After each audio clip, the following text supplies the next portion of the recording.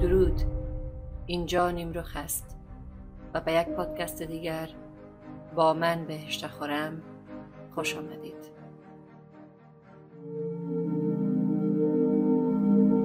قربانی بد دادن. احساس می کنم سال هاست بر من تجاوز می شود.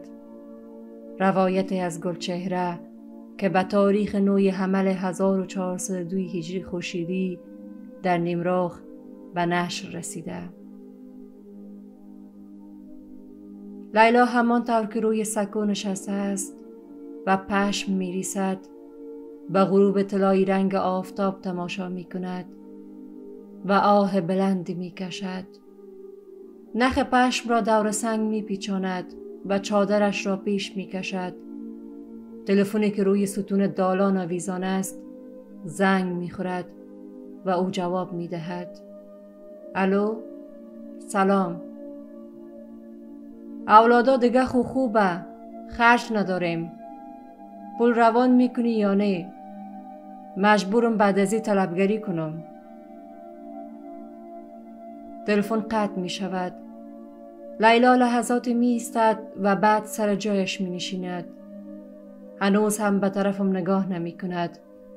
انگار از سوالاتم ناراحت شده و یا هم سوالاتم برایش خیلی سنگین تمام شده است. پس از مکث طولانی به طرف 2 قطعه زمین بایر روبرویش اشاره می کند و می گوید من قربانی همین زمین ها شدم. زمین هایی که هر دو طرف یک دانه گندم هم از آن نخوردند. متوجه می شوم که دختران و پسران لیلا از پشت دروازه و پنجره سرک می کشند و به حرف های من و مادرشان گوش می دهند.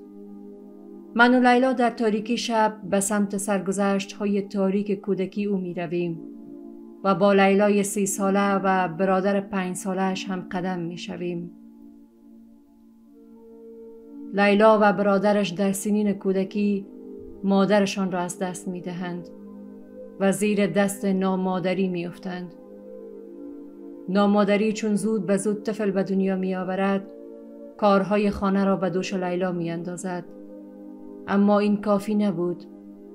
پدر لیلا او و برادرش را به خانه همسایه ها روان می کند تا چوپانی و دیگ‌کنی کنند و دست مزدشان کمک خرج خانه شود. سالها با رنج و مهنت می گذرد و لیلا نوجوان شده است. کاکای لیلا ملک و بزرگ قریه است و با همسایه‌اش به نام شاه جعفر دعوای ملکیت و زمین دارد. طرف دعوا چون فرد زورمند است و در حکومت هم دست دارد، کاکاها و پدر لیلا را در دعوا شکست می دهد و ضرب الاجل تعیین می کند که آنها باید از منطقه کوچ کنند. کاکاها و پدر لیلا هر قدر تلاش می کنند تا حداقل به اندازه 30 جای خانه به آنها زمین بدهد، طرف مقابل قبول نمی کند و کل زمین مورد منازعه را می خواهد. لیلا با گلوی پر از بغض می گوید زمستان بود، برف به شدت می بارید.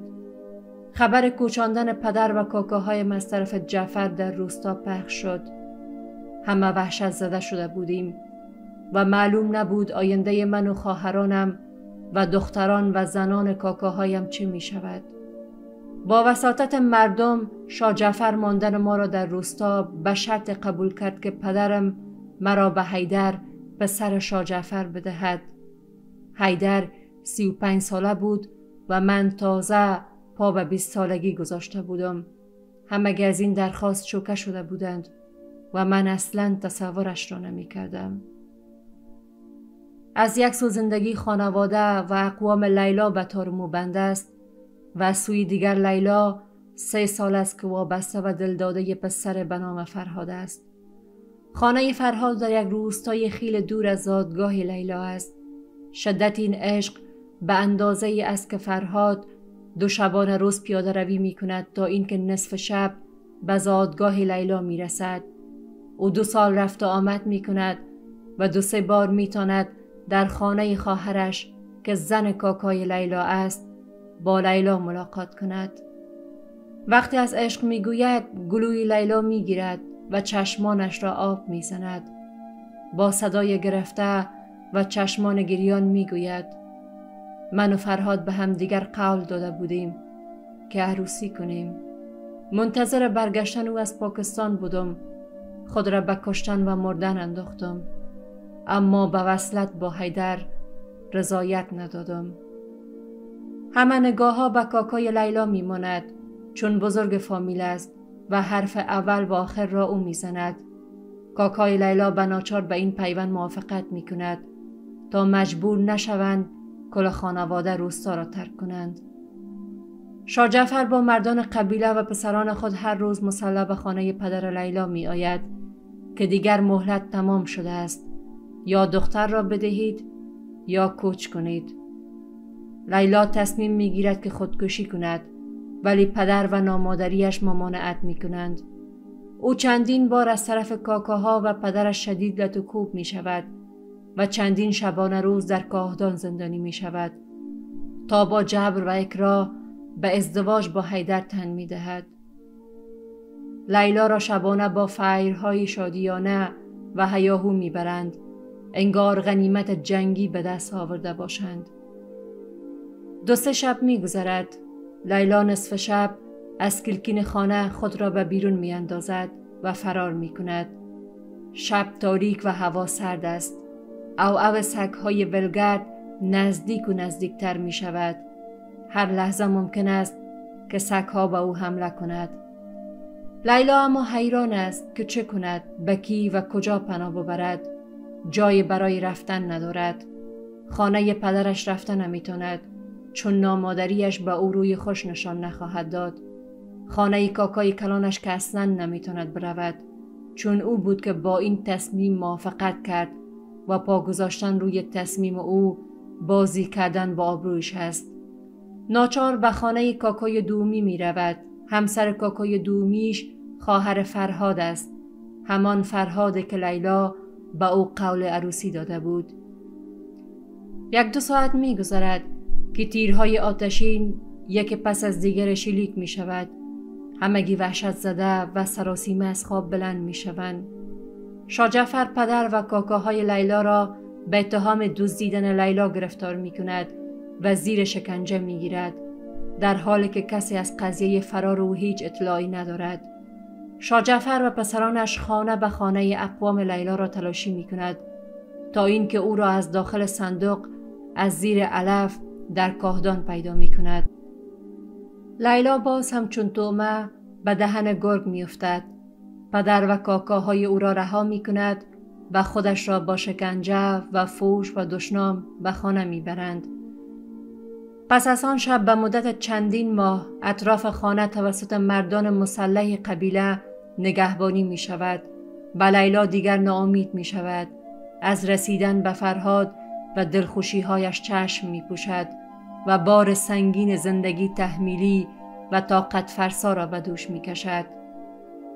فرهاد بیخبر از همه چیز در پاکستان صدها متر زیر زمین رفته زغال سنگ می کند تا پول قلین لیلا را تهیه کند، تا اینکه مامای فرهاد به پاکستان می رود و خبر تلخ شوهر کردن لیلا را به او می دهد. فرهاد به وطن برمی گردد و تصمیم می گیرد که با برادران خود به خانه حیدر لشکرکشی کند و لیلا را با زور تفنگ و حتی قتل و خونریزی با خود ببرد.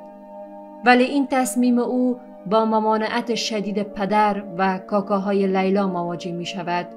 فرهاد از خاطر خواهر خود هم که شده نمیتواند کاری کند و با دل شکسته و ناامید ترک وطن می کند. لیلا در حالی که دستانش کرخت شده است و بازوانش از شدت گریه می لرزد می گوید سال هاست که زندگی نمی کنم. شب روز مثل چوب تر روی تاوه بیریان می شم.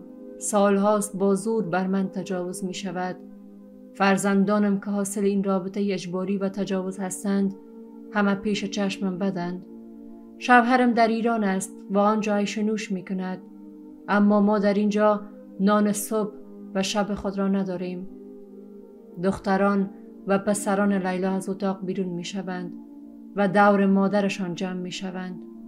سکوت سنگین دالان را صدای گریه های دلخراش لیلا و فرزندانش می شکند و من نیز که طاقتم طاق شده است با آنها هم صدا می شوم و برای زن مویا می کنیم که به بد داده شد و هر رابطه برای او به اندازه یک تجاوز دردناک است.